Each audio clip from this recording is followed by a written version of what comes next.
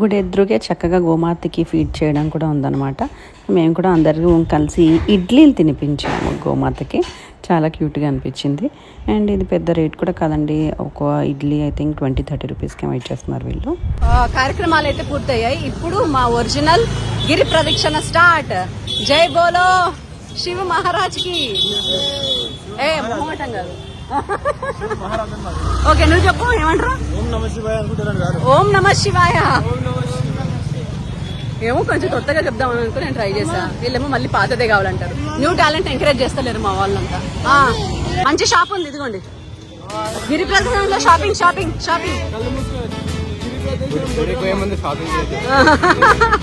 నలుగురు మగవాళ్ళు కలిసి ముందుకెళ్ళిపోతున్నారు షాపింగ్ అనగానే. దర్శనానికి రేపటి కొనుక్కుందాం. చూడండి అక్కడ డాడీ డైమండ్ వెనకాల నుంచి ఒప్పుతున్నాడు ఆయన.